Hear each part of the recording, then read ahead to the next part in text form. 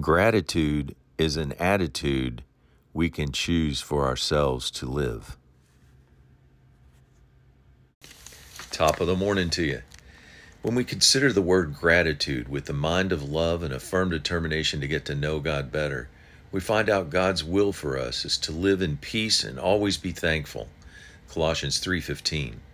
How are we to do this? Psalm 100 verse 4. Enter his gates with thanksgiving and into his courts with praise, being thankful to him and bless his name.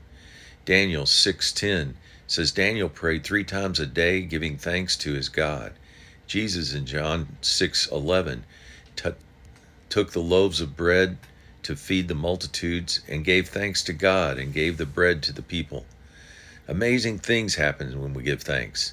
In the spiritual, Revelations 4:9 through 10 says, whenever the living beings give glory and honor and thanks to the one sitting on the throne, the 24 elders fall down and worship and lay their crowns before the throne and say in verse 11, you are worthy, O Lord our God, to receive glory, honor, and power, for you created all things. In the physical realm, when we obey and are thankful for everything, Ephesians 5:20, it helps us to see God, thinking about him, appreciating him, thereby keeping us humble, positive, peaceful, joyful, and it helps us cancel out the devil's lies about how bad things seem. 1 Timothy 4:4 reminds us everything God created is good. We should not reject any of it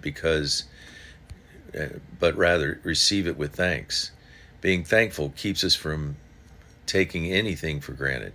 1 Timothy 4:3, even eating, God created foods to be eaten with thanks by faithful people who know the truth. Psalm 136 is filled with reasons to be thankful to our God. Verse 1, he's the Lord. Verse 2, he is the God of gods. Verse 4, he does mighty miracles. Verse 13, he parted the Red Sea. Verse 16, led his people through the wilderness. In verse 17, destroyed mighty kings. What happens when we aren't grateful to God? Romans 1:21, because although they knew God, they did not glorify him as God, and nor were they thankful.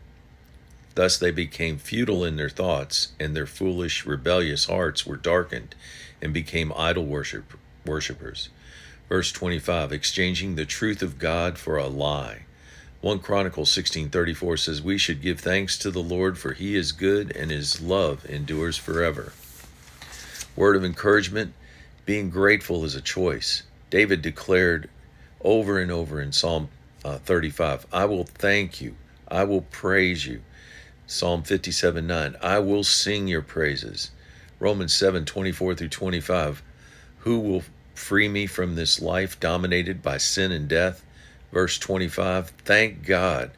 The answer is Jesus Christ, our Lord. Have a great day.